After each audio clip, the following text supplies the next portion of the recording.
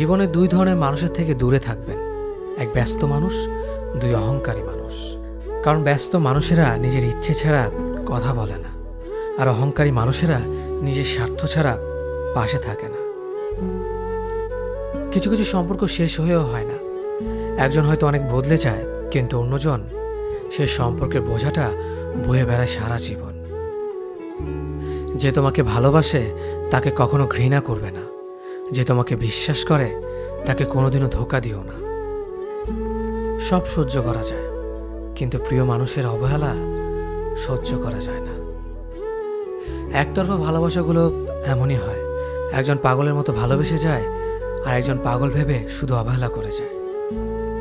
অনুভূতি, ভালোবাসা, মায়া এগুলো যত কম প্রকাশ করবেন, মানুষ আঘাত করার সুযোগ তত কম পাবে।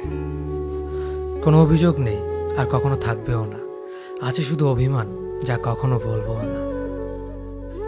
সময়ের সাথে যদি কোনো সম্পর্ক নষ্ট হয়ে যায়, তাহলে বুঝে নিও সে সম্পর্কে ভালোবাসা নয়, প্রয়োজন ছিল। সম্পর্ক কখনো তৃতীয় ব্যক্তির জন্য ভাঙে না। সম্পর্ক ভাঙে তার জন্য যে তৃতীয় ব্যক্তিকে প্রশ্রয় দিয়েছে। সত্যিকারের ভালোবাসার মানুষ তো সেই যে ঠান্ডা লাগা গলা আর কান্না ভেজা গলার পার্থক্যটা বোঝে। আঘাত ছাড়া জীবনে কখনো উন্নতি করা যায় না।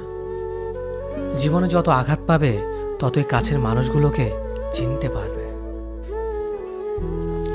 কাউকে মারার জন্য বিষের প্রয়োজন হয় না, ছোট ছোট অবহেলাগুলোই যথেষ্ট। গুরুত্ব তাকেই দিও যে তোমার মূল্যটা বোঝে। ঠাট্টা ছলে যে তোমাকে মানুষের সামনে অপমান করে, তাকে বন্ধু মানিও না। প্রিয় মানুষের সাথে কথা না বলে থাকাটা সত্যিই খুব কষ্টের। ধৈর্য মানুষকে উন্নত করে, রাগ মানুষকে ধ্বংস করে।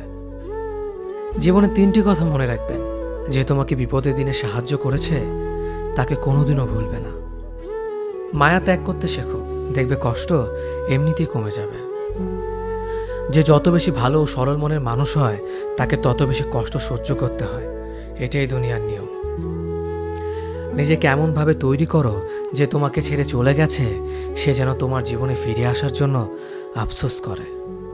এই শহরে ক্ষণিকের জন্য হাত ধরার মানুষের অভাব হয় না, শুধু অভাব হয় হাত ধরে শেষ পর্যন্ত দাঁড়িয়ে থাকার মানুষের। সময় একদিন বুঝিয়ে দেবে তুমি কাকে খুঁজতে গিয়ে কাকে হারিয়েছ। যাকে তুমি ভাববে প্রিয়জন, সে তোমাকে বুঝিয়ে দেবে তুমি ছিলে তার প্রয়োজন। মানুষের জীবনে যে